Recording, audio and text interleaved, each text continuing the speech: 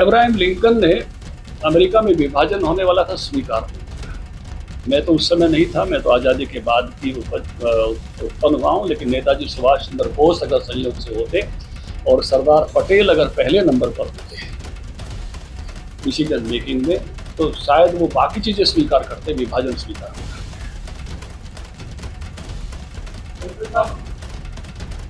एक सजग राष्ट्र के राष्ट्र कैसे बने हैं इसको जरूर ध्यान में रखना चाहिए। राष्ट्रों का निर्माण धर्म से हुआ है, राष्ट्रों का निर्माण एक ही धर्म के बहुत राष्ट्र हैं कल्चर से हुआ है, और राष्ट्रों का निर्माण राजाओं से हुआ है। और भारत राष्ट्र का निर्माण हम कल्चर से मानते हैं, इसलिए हम कहते हैं कि हमारा जो नेशनलिज्म है वो कल्चरल नेशनलिज्म। और जब जिस तत्व की प्रधानता रहती है, भारतीय कल्चर की, भारतीय भाव की, भारतीयता के भाव की प्रधानता रहती है, तो राष्ट्र की एकता और अखंडता भी मजबूत रहती है। लेकिन हमेशा ही बहुत सारी अलगाववादी ताकतें बहुत सारे प्रयासों में हमेशा लगी रहती हैं और इसके हालात बदल नहीं जाए। इसलिए ये केवल एक इस प्रकार का विषय नहीं है कि हम केवल उस दर्द को याद करें, उस पीड़ा को याद करें, उस सबक को भी याद करें और उस सबक के प्रति सजग रहें। कल हमारे राष्ट्रीय अध्यक्ष जी इस कार्यक्रम में सहभागी होने के लिए आ रहे हैं, माननीय मुख्यमंत्री जी, माननीय मनोहर लाल जी, संत समाज के भी स्वामी ज्ञानानंद जी, स्वामी धर्मदेव जी, रामसुख दास जी जो है वो इसमें शामिल होने के लिए, डॉक्टर ग्रहान सोना आनंद मूर्ति माँ सम्मिलित होने के लिए आ रही है। तो इस संपूर्ण समाज को इसके साथ कनेक्ट हो, इसलिए ये इस विषय के साथ कनेक्ट हो, उस भाव के साथ कनेक्ट हो, उस पीड़ा के साथ कनेक्ट हो, उस सबक के साथ कनेक्ट हो जो हमको हमारे साथ बीती है, उस घटना से हमको लेना चाहिए। तो आज उसी के नाते से कि आप सब के माध्यम से सब लोगों तक ये विषय जाए। और कल 10 बजे का समय इस कार्यक्रम के लिए तय हुआ है। पहले लेजर वैली कहते थे, आजकल महाराणा प्रताप पार्क जो है, तो उसमें स्वर्ण जयंती पार्क में इसको सबको आमंत्रित किया गया है। आप मीडिया के माध्यम से ये पूरी कहानियाँ विभाजन की तो लोगों तक पहुँचे कि कितना बड़े मानव त्रासदी ये जो है मानवीय निर्णयों से हुई थी और कितना बड़ा भरोसा लोगों का उस समय टूटा था।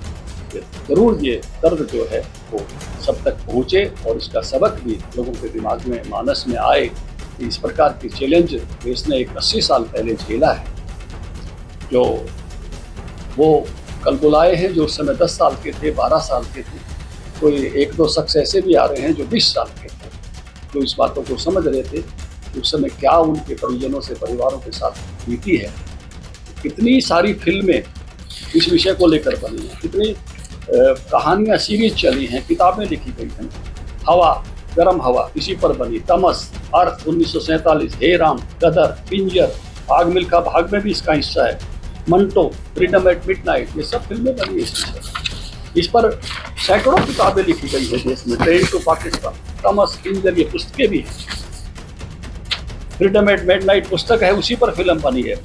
The other side of the silence, महिलाओं के साथ क्या बीती इस पर इसने उर्वशी गुलाटी बुतालिया लिखी है। मिडनाइट चिल्ड्रन, सलमान रश्दी की पुस्तक है। मंटो की कहानियाँ, ये सब चीज़ें इतना इस विषय को दिखाया गया है कि कितनी बड़ी त्रासदी थी ये, इसके कितने हिस्से हो सकते हैं, फिर भी ये सब मिलाकर भी उस त्रासदी का माप नहीं कर सकते। इतनी सब मैं कहूँगा कि चित्रण होने के बावजूद भी, इसलिए वो त्रासदी जो भारत ने झेली 1947 में, ठीक आज़ादी से पहले, वो आज़ादी का पर्व हम परसों मनाएंगे, लेकिन इस दर्द के साथ कि विभाजन की विभीषिका इस देश ने झेली है उसको भी ना भूलें।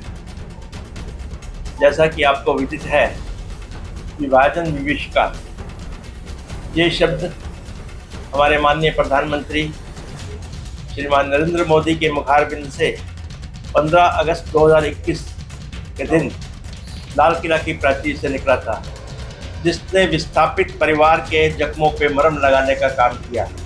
निरंतर 4 वर्षों से पूरे राष्ट्र के अंदर विभाजन विभीषिका स्मृति दिवस आयोजन किया जाता है। हरियाणा प्रांत में सर्वप्रथम जो आयोजन हुआ था वो कुरुक्षेत्र की पावन धरा पर हुआ था, और उस समय माननीय श्री ओम प्रकाश धनखड़ जी, जो इस समय प्रेस वार्ता ले रहे हैं, प्रदेश अध्यक्ष थे। उस समय से जो बीज अंकुरित किया था, आज वो बीज प्रफुल्लित हो रहा है। कारण क्या है? कारण यह है कि उस समय युवा को मालूम नहीं था विभीषिका क्या है, ये त्रासदी क्या है, ये भयावह स्थिति क्या है, ये डरावना दृश्य क्या है। आज शनै शनै आज के युवा को पता चल रहा है कि विभीषिका क्या है, विश्व की सबसे बड़ी त्रासदी। इस निमित्त प्रतिवर्ष आयोजन होता है। इस वर्ष गुड़गांव की पावन धरा लेदर वैली सेक्टर 29 के अंदर एक भव्य और भव्य मीन सुंदर, दिव्य मीन जहाँ दैविक शक्ति उपस्थित हो।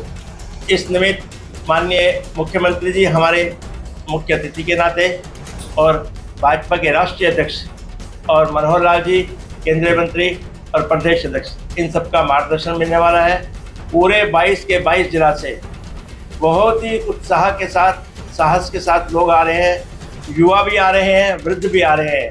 बल्कि जो हमारे वृद्ध हैं, जो प्रौढ़ हैं, परिपक्व हैं, उनके लिए अलग से एक दीर्घा रखी गई है, जिसमें लगभग 90 के करीब वो लोग हैं जिनकी आयु 90-80 साल से ऊपर है। उन्होंने वो त्रासदी देखी है, उन्होंने पीड़ा का अनुभव किया है। उनमें से 10 एक लोग ऐसे हैं जिनकी आयु 90 साल से लेकर के 100 साल के बीच में है, और वो आकर के अपना अनुभव भी साझा करेंगे। और माननीय हमारे राष्ट्रीय अध्यक्ष और माननीय मुख्यमंत्री मनोहर लाल जी के साथ, प्रदेश अध्यक्ष के साथ उन लोगों का सम्मान भी किया जाएगा, और वो लोग अपने अनुभव भी साझा करेंगे कि क्या उन्होंने देखा। तो इस निमित्त एक बहुत ही आयोजन बड़ा होने वाला है, और जो लोगों के अंदर उत्साह है उसको देखते हुए मैं आपसे भी आग्रह करता हूं कि ये जो पास्ट है, जो भूतकाल है, इसको उजागर करना भी हमारा कर्तव्य है। क्योंकि जिस युवा ने, जिस भी व्यक्ति ने अपने भूतकाल को भुला दिया तो उसका भविष्य कभी भी उज्जवल नहीं हो सकता है। जो इतिहास को दबाया गया, जो इतिहास को छुपाया गया, अब वो समय आ गया उस इतिहास को सुषुप्ति अवस्था से जागृत अवस्था में लाने की आवश्यकता है, और लोगों को जागरूक करने की आवश्यकता है। इस निमित्त आपके माध्यम से पूरे प्रदेश के अंदर संदेश जाए कि ये विभाजन की विभीषिका, ये मात्र विभाजन एक किसी विशेष जाति का नहीं था, ये भूमि का नहीं था, ये पानी का, आकाश का नहीं था। ये जो था, ये था हमारी आत्माओं का, हमारी संस्कृति का। अब मैं प्रार्थना करूंगा माननीय श्री ओम प्रकाश धनखड़ जी से इस बारे में आपको अधिक सूचना दें। 2010 में और एक बार दोबारा 2018 में मैं इजराइल गया था। इजराइल में एक म्यूजियम है, उसका नाम है याद-ए वसन। अंग्रेजी में उसको होलोकास्ट म्यूजियम कहते हैं। 60 लाख यहूदियों को सेकेंड वर्ल्ड वॉर के समय मारा गया। उनकी कुल आबादी 1 करोड़ की 40 लाख थी। उन्होंने उन 60 लाख लोगों की याद में वो म्यूजियम बनाया है। थोड़ा जमीन के नीचे है। पहली बार गया तो मैंने पूछा कि आपने यहाँ क्यों बनाया, तो उन्होंने कहा कि हमारे बुरे दिन थे, और अगर हम अपने बुरे दिनों को भूल गए तो फिर से आ जाएंगे। हम अपनी पीढ़ियों को बुरे दिन भूलने नहीं देंगे। ऐसे ही भारत का विभाजन भारत का पूरा समय है। उस समय बहुत धोखा हुआ लोगों के साथ। 31 मार्च 1947 को महात्मा गांधी ने कहा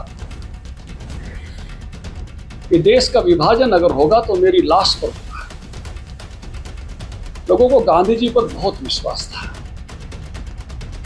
और लोगों को लगता था कि गांधी जी ने कहा है तो बंटवारा नहीं होगा। लेकिन कांग्रेस पार्टी ने 15 जून 1947 को बंटवारे को एक्सेप्ट कर लिया, और उसके बाद बंटवारे की प्रक्रिया उस प्रकार से आगे बढ़ी। इसमें सबसे दुर्भाग्यपूर्ण स्थिति यह है कि 15 अगस्त 1947 को देश आजाद हुआ, लेकिन कौन सी जगह देश में, किस देश में है, ये बताया गया 17 अगस्त 1947 को। लोगों को यह भी नहीं पता था कि हम इस देश में आजाद हुए हैं कि उस देश में आजाद हुए, हम कहां जाएंगे। एक ही शहर में लोगों ने अलग अलग तरह के झंडे फहराए, कलेश हुए, भ्रम में रही आबादी। और जिनको आंतरिक स्रोतों से पता चला, मैं कहूंगा कि दुनिया की सबसे दुर्भाग्यपूर्ण घटनाओं में से एक घटना है। भगत सिंह की 3 पीढ़ियां देश की आजादी के लिए लड़ी। एक चाचा जेल में मर गए 100 से, एक चाचा को देश निकाला हो गया सरदार अजीत सिंह। लोग उनके बारे में कहते थे कि वो देश के प्रथम राष्ट्रपति बनने लायक व्यक्ति, विद्वान थे। जब आजाद होने की भारत की प्रक्रिया चली उस समय वो भारत आ गए थे, ऐसी स्थितियां और 14 अगस्त की रात को वो डलहौजी में थे। जब उनको आंतरिक सूत्रों से ये पता चला कि उनका जिला लायलपुर, उनका गांव बंगा वो पाकिस्तान में जा रहा है, इस दुख के कारण हृदय गति रुकने से 15 अगस्त सुबह उनका देहांत हो गया। जिस समय देश ने आजादी का झंडा फहराया उसी समय उस आजादी की लड़ाई लड़ने वाला सिपाही, जिसकी 3 पीढ़ियां, एक भतीजा जिसके कारण से पहले जेल जा चुका, वो भाई जेल में मर चुका, भतीजे को फांसी हो चुकी, और उस समय जो है वो प्राण त्यागते हैं। पंचपोल में उनकी समाधि है डलहौजी के पास, कभी जाओ तो उस वीर को नमन करें। आपको सुनकर हैरानी होगी, भगत सिंह का गांव ही पाकिस्तान में गया, इतना नहीं। ये हुसैनी वाला जहां इन तीनों वीरों को संस्कार किया गया था वो भी पाकिस्तान में चला गया। 1961 में वापस लिया है 12 गांव तक। ये कैसे विभाजन की रेखा थी? ये जब विभाजन तय किया ब्रिटिश सरकार ने 8 जुलाई 1947 को, उसी समय एक वकील को वहां से भेजा गया कि आप बंटवारा करके आओ।